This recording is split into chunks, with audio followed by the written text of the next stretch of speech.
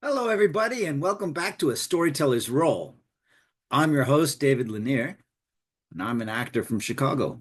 And this is one, two, three, our fourth part in A Storyteller's Role special series, turning Star Wars Episode 4, A New Hope, into a D&D adventure template. Well, a template for any tabletop role-playing game, actually. But before we do that, I have to cover some things that we would understand as game masters ahead of time. And the reason I'm doing that is because I love the hobby. And I want everybody who's coming into it, new or old, to understand the mechanics of a story.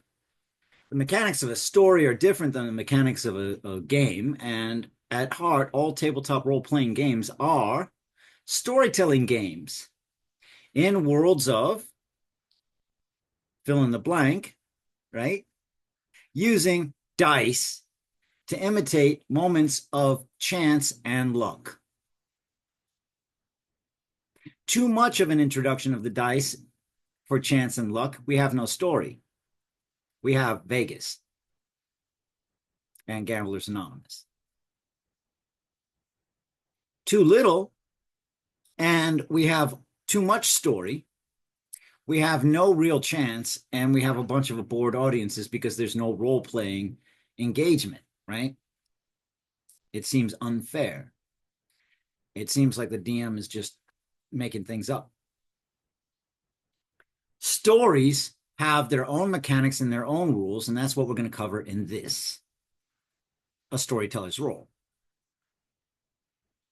I will then have a series where I cover the player's perspective and how to role play, but that's not half as much fun as designing the story, is it? Stories have beats. Story beats are moments of change within the tension or mood of a scene and or the overall story itself. And when they happen, we take note of it as either actors, writers, directors, or narrators, which is what a director basically is, right? And we mark it down as something of significance because it's what the story itself is about. It's what the plot is all about. It's the mood, theme, etc. of the story, right? It is what we're doing. And without that understanding, there is no story. And any actor will tell you, you do not overact the main character in the story. In the Titanic, you don't overact the boat. The boat is the main character. The boat's going to sink. That's the story. What happens is your character, in minor being within the overall drama of the boat sinking, the ship sinking, and all the people dying, and the impact that had upon the rest of the survivors, right? And the lives of the people involved, right? Was tragic. And if you overact that tragedy, right, you get a love story, much like the Titanic, which was 3 hours of watching Leonardo DiCaprio in an unbelievable, unrealistic story. 3 hours. Fortunately, I didn't go see it.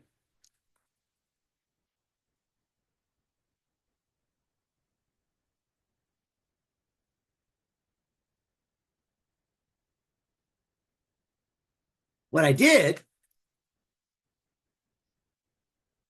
with my knowledge of film script and school and story structure and everything, was watch just enough of the beginning to go, okay, this is what's going to happen. Went out to go pee, went to a different movie, got some free popcorn as I chatted up the concession stand girl, came back to the theater, saw the midpoint, went, yep, I was right. Went back to my original movie, got some more free popcorn. She was cute. Um, and watched the rest of the movie I came to see, which was very predictable because it was an action adventure, blockbuster. I think it was a Marvel film. Then went back, finished the rest of the other thing for my homework assignment because I saw the end, and then I could say I know how it went. And if you ask me any particulars about dialogues or little bit moments or whatever, I'd probably fail that, but I did do the Cliff Notes. And Cliff came to me for the Spark Notes. You're welcome, Sparky. Uh, so this is the Cliff Notes version of everything they teach you in the theater schools and the film schools and all of that about story structure and what have you. You could read Save the Cat. I don't recommend it unless you want to write screenplays.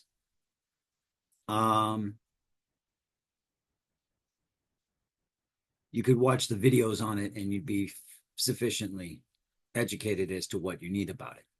The book itself and the rest of it is for people who really want to get into the business of writing screenplays. We're not writing a screenplay, we're creating an adventure. So let's get back to the story beats. I came up with an acronym, and then I keep forgetting the acronym I used to help you remember the story beats.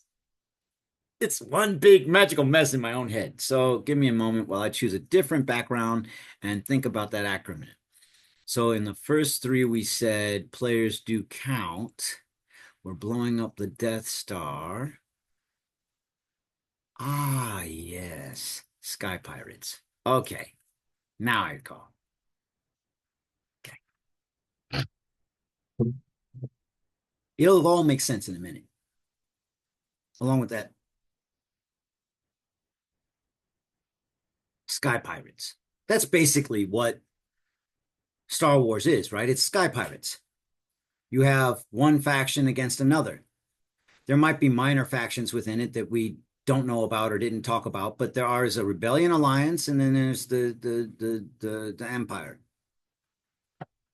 And the Empire is supposed to be evil. We know that they're supposed to be evil because they put Darth Vader in a black suit and cape. And Luke Skywalker's wearing all white robes. So we don't get it confused. Bad guy, good guy.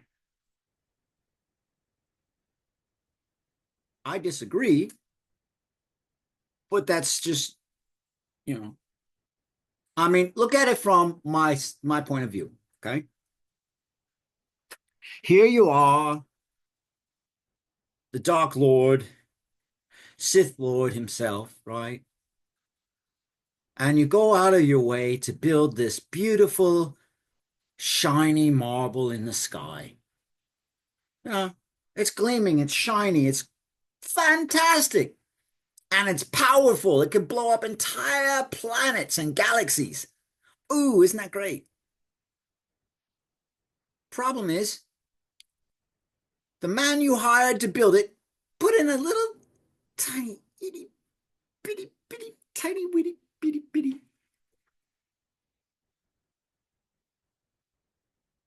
tiny little design flaw.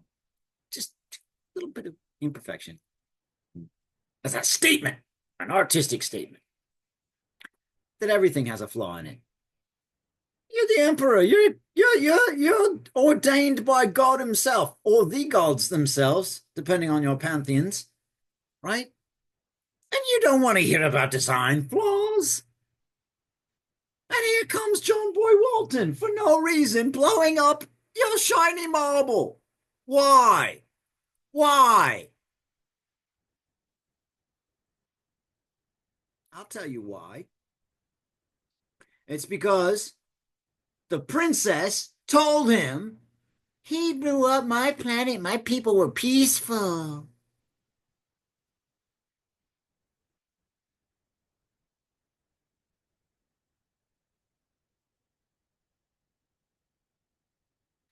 Some people's kids.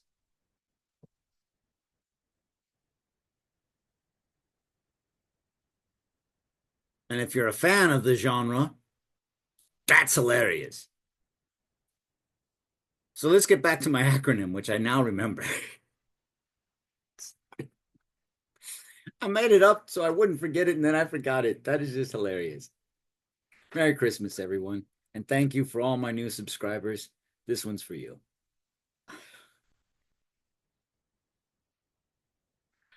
So you come to Parlay. Boy, we're going to have Sky Pirates in our theme as well. But we're going to have a different kind of Sky Pirates because we're not going to use spaceships and lightsabers and blasters and the Force. Well, when we use the Force is magic, but we're not going to use psionics. We're not going to use anything science-y or scientific-y that takes us out of the swords and sorcery bit. That destroys the willful suspended disbelief of all your players when you add elements of sci-fi into it, in my humble opinion. When you cross those streams within different genres, you're doing your audience a disservice ahead of time, unless you do it right. And that brings us to a good time to introduce what this is going to be called. This is a pipe, ladies and gentlemen. Okay. I want you to see the picture behind us, and I want you to remember pipe, like a lead pipe or a pipe in plumbing, right? And when we get to that story beat, which we will in a minute, I want you to remember this picture as I talk about Sky Pirates. So we had players do count. Procedural, dramatic, and commentary. We covered that. I'm not going to cover it again. Our new beats are 6 in total. 6. And they are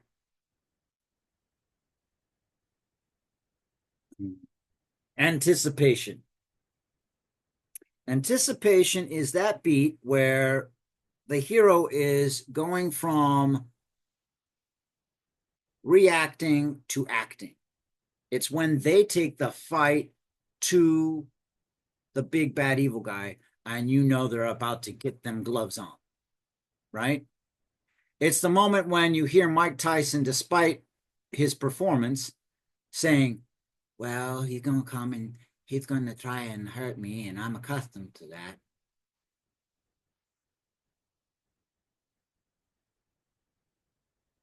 And you think Mike Tyson's going to win versus Jake Paul, which he should have.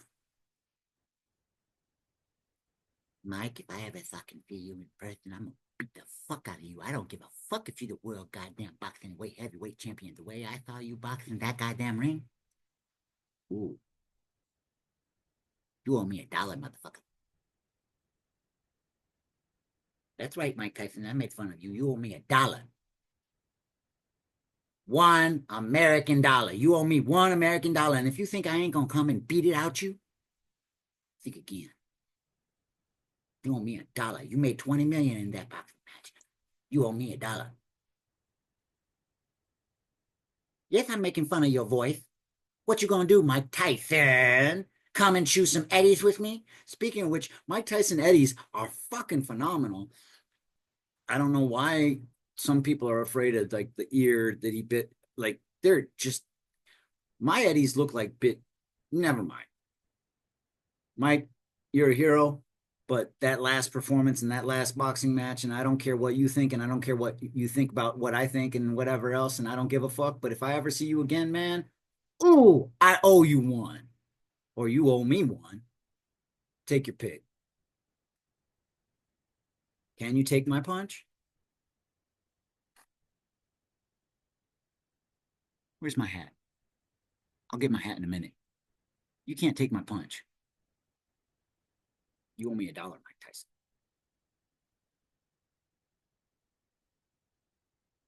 See, that's the problem. When you have Jake Paul kick Mike Tyson's ass, anybody thinks they can kick Mike Tyson's ass. I can't kick Mike Tyson's ass. He'll beat the fuck out of me. Are you kidding? I gotta. Oof. Getting back to anticipation. Anticipation beat, much like the anticipation you had there of, is he really serious? He's going to fight Mike Tyson? An anticipation beat is the beat where Popeye eats his spinach, right? It's the moment where in Aliens, Riley gets her suit on and she's gonna go kick the alien's ass, right? It's when Clark Kent becomes Superman. We know something's about to go down. We will call that anticipatory beat.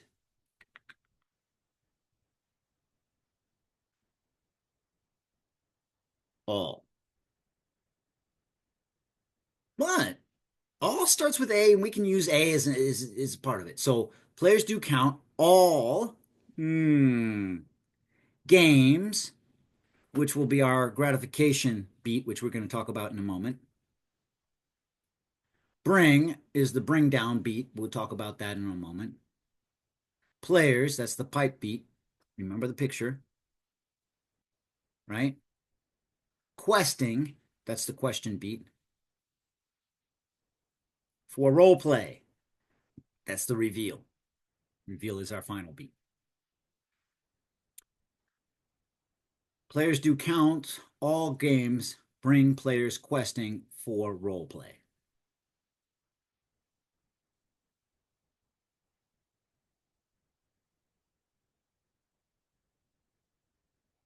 All players do count. Players do count. All games bring players questing for role play.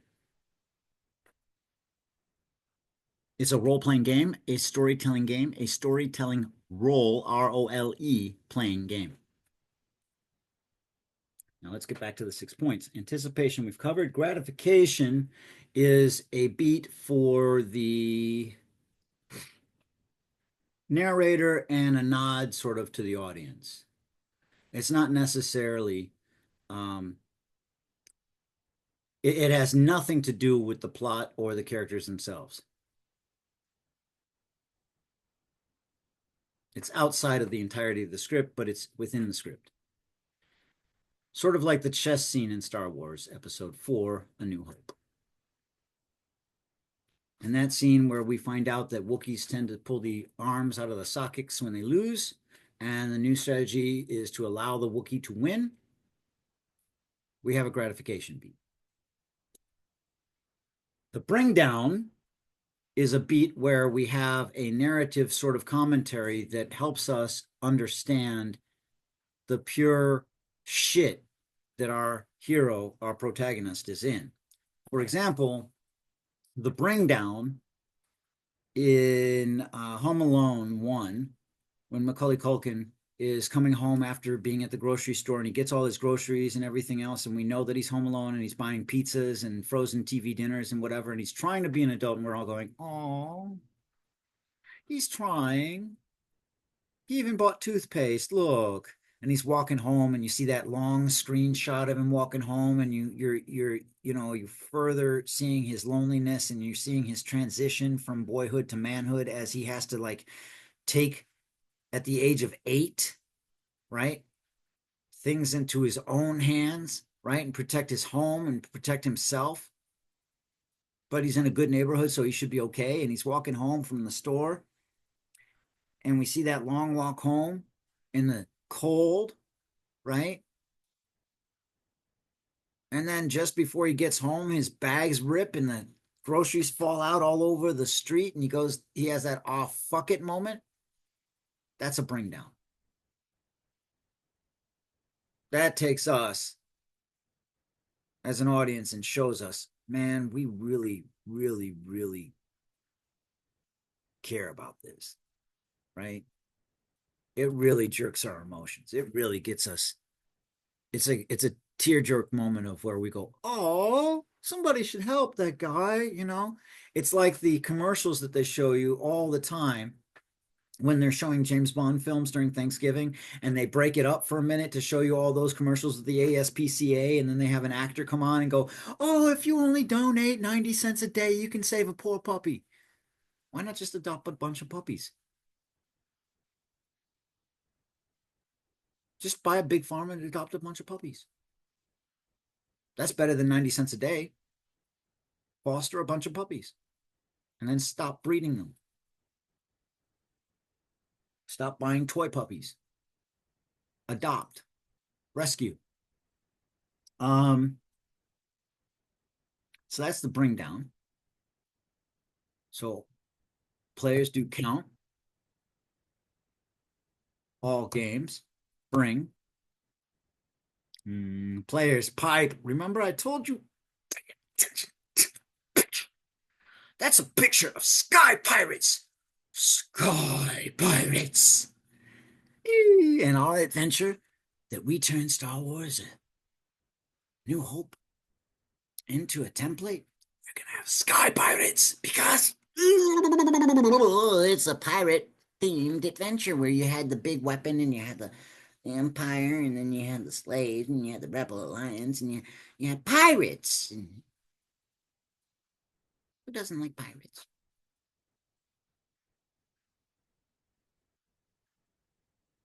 A pipe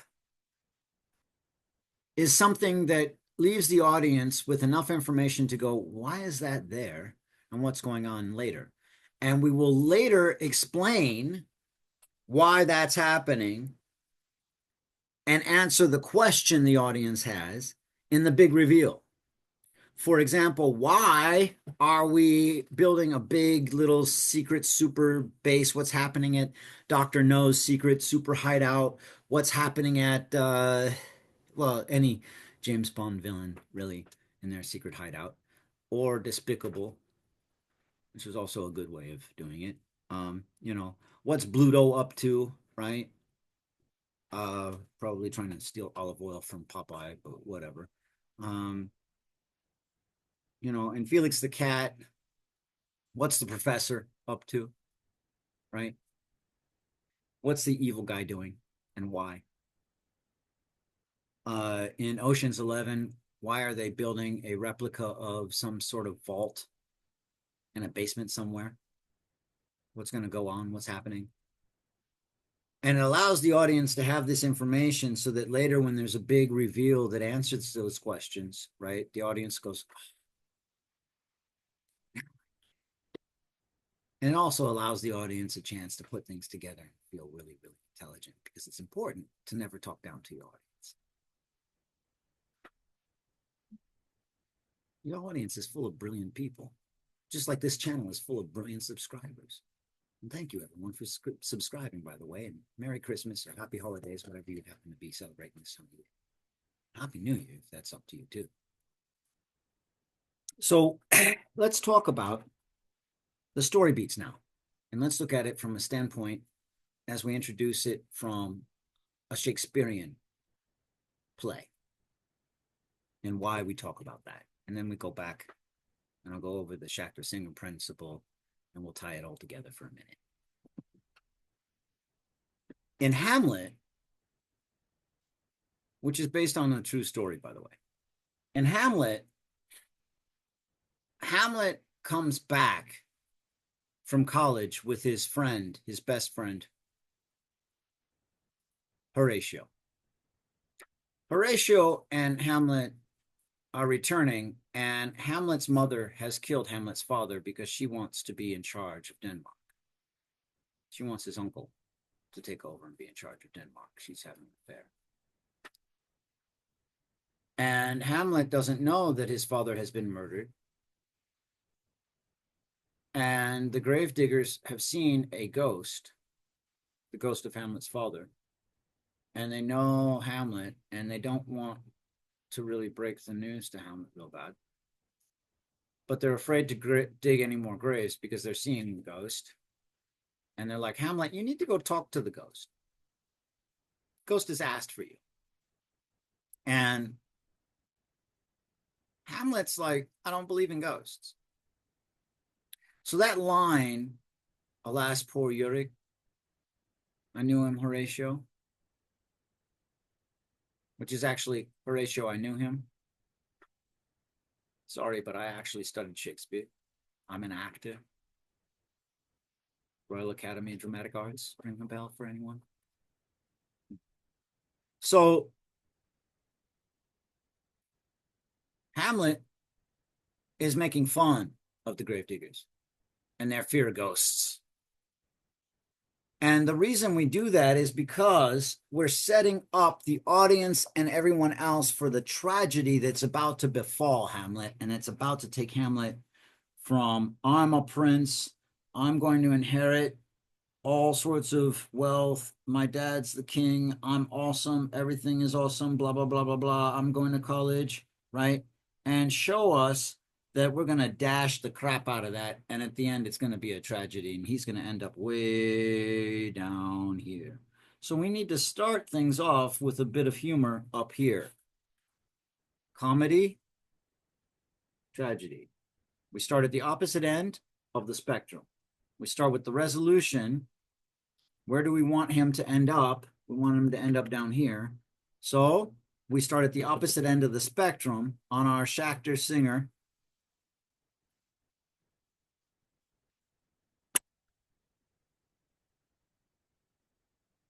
Hope, fear, comedy, tragedy, dramatic, aha, cycle that we're creating. Schachter Singer, John Schachter and Jerome Singer in 1964. I think it was 1964. Yeah, 1964. Ran a series of experiments in which they tested to see how people attribute experiences to emotional stories they tell, right? Or to feelings. How do they attribute and how do they associate experiences with feelings? Because they wanted to know, where do feelings come from? Because we want to know where the emotional trauma that people store into their bodies comes from. And they were trying to study it.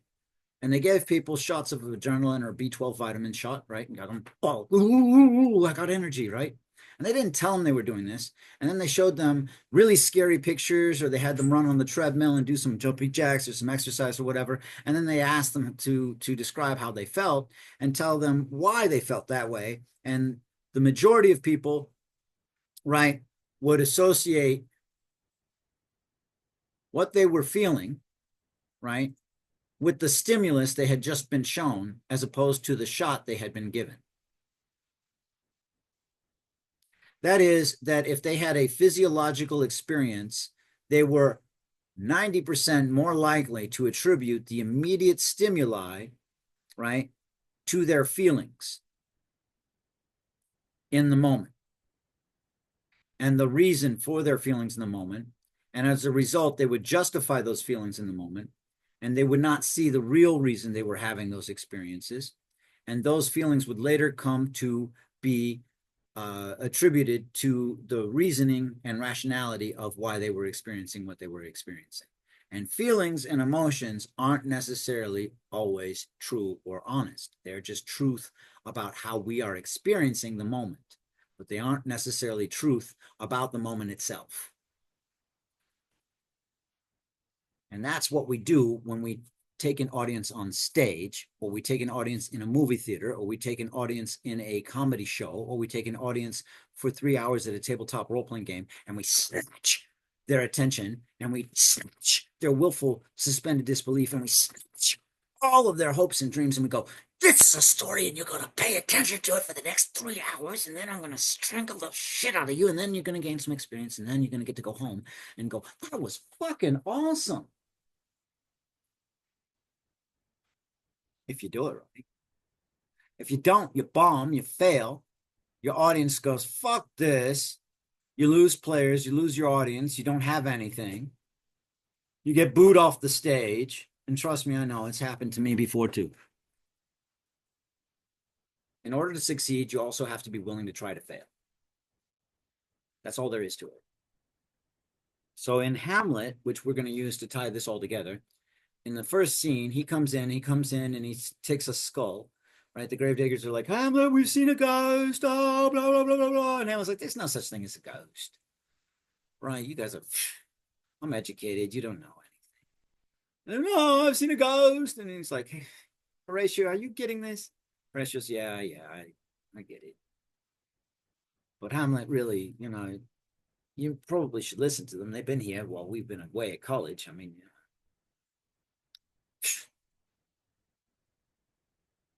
alas,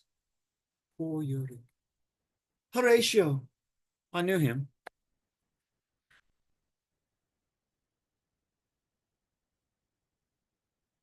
Where's this ghost?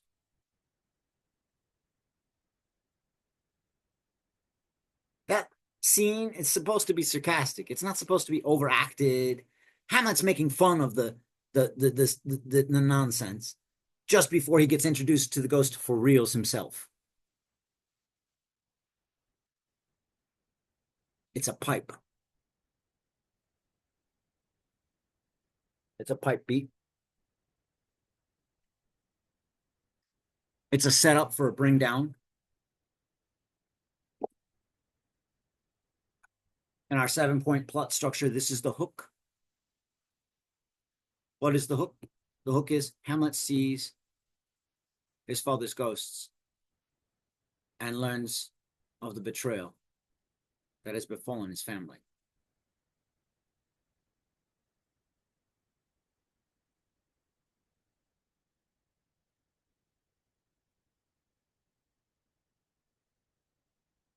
Our acronym to remember this is players do count. All games bring players questing role play. The question is a beat where we're wondering what's going to happen next. Just like the villain building some sort of epic whatever, and we see that at the beginning of a James Bond film, and we're wondering what's going on over there. Why are these satellite dishes, whatever, what's going on? You know, you're given just enough information to see the start of the story. And the big reveal comes towards the end, and we go, okay. Our players count. Our players matter. Our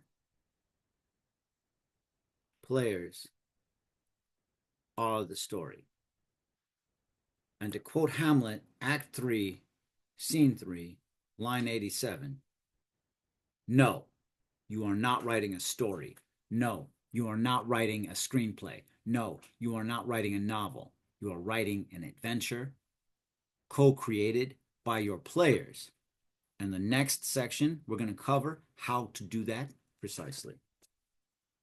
As we take all the stuff that we've just learned, and we learn how to turn those bits and information and the 9 story beats that we've just learned to outline our adventure. Whether it be one that we are writing for ourselves, one that we are outlining and running for someone else, maybe at a convention or something, or a module that we've purchased and we're running because we didn't want to have to prepare much for that day. Thank you again for your likes, shares, and subscribe. I'm your host, David Lanier, and please stay tuned for more adventures and more lessons. In the meantime, ghosts exist. Some of them might even be related to you. I hope the ghosts of Christmas present and Christmas past, as well as those of Christmas future, don't come to haunt you this year. Again, thank you for your likes, shares, and subscribes. Happy holidays.